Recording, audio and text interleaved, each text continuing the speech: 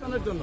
তাহলে ম্যারাথন করতে গেলে সব থেকে ইফেক্টিভ হবে যে ম্যারাথনের আগে আমি সব শেষ করছি কিনা, আমি নিজে ওই অধ্যায়টা জানি কিনা। এখন আমি গুণগত জানি না, গুণগত রসায়নে কি কি টপিকস আছে, তাহলে আমি ম্যারাথন করতে গেলে বুঝবো। তাহলে আলটিমেটলি এখন তোমাকে সিনসিয়ারলি পড়াশোনা করতে হবে। এখন সময় আছে, ধরো আজকে 29 তারিখ শেষ, 30, 31, 1 তারিখে অনেকে জার্নিতে থাকবা, যেহেতু বিভাগীয় সবগুলা শহরে পরীক্ষা নাই। তো তোমার এই 30, 31, 1 তারিখ ধরো যে এই 3 দিনই তোমার পড়তে হবে। অনেকে কৃষিতে দিবা, অনেকে হচ্ছে চট্টগ্রামে পরীক্ষা দিবা।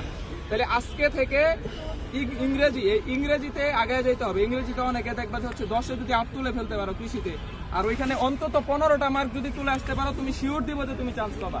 বারবার তোমাদেরকে বলছি যে মানে প্রশ্ন কঠিন হইলে ওই কঠিন প্রশ্ন হওয়ার জন্য কখনোই চান্স মিস যায় না, এটা মনেই করবা না।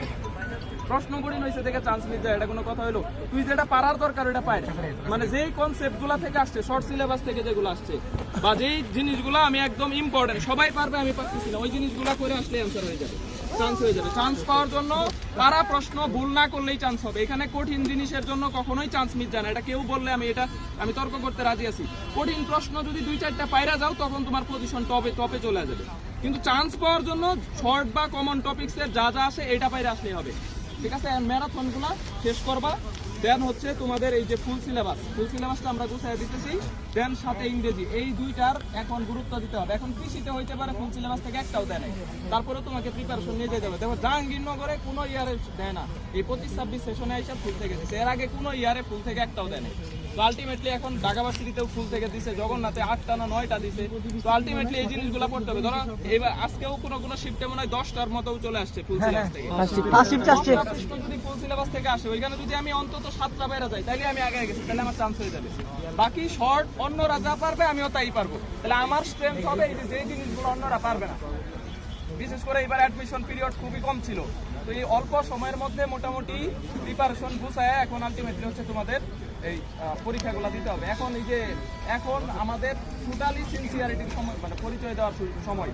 কারণ এখন যদি তোমার কোনো কারণে চান্স মিস যায়, আজকে অনেক প্রফুল্ল মনে হইতেছে, যখন দেখবা যে পরীক্ষা সব শেষ, এই জিনিসটা এখন বুঝবা না, রিগ্রেটটা ফিল হবে যখন আর সুযোগ নাই, অ্যাডমিশন টেস্টের আর সুযোগ নাই। 24 ব্যাচের জন্য তো এটাই লাস্ট সুযোগ, 24 ব্যাচ তো আর চাইলেও পারবে না।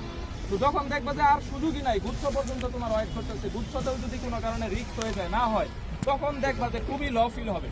আলটিমেটলি তোমরা একটা পরিচয় আগে হচ্ছে আর্ন করো, নিজের একটা বিশ্ববিদ্যালয়ের ছাত্র। যে বুট দিতে যাবা, তুমি দেখবা যে নর্মালি একটা করতেছো, তোমার সাথে একজন গার্ড খারাপ ব্যবহার করবে, কিছু বলতে পারবে না। কিন্তু একটা বিশ্ববিদ্যালয়ের ছাত্র যখন যাবা, তোমার আলাদা একটা সাহস থাকবে যে আমি একটা বিশ্ববিদ্যালয়ের ছাত্র, তুমি আমার সাথে আঙুল তুলে কথা বলার কে তুই, এরকম একটা ভাবটা আসবে না। এই জিনিসটা অর্জন করে নিতে হবে।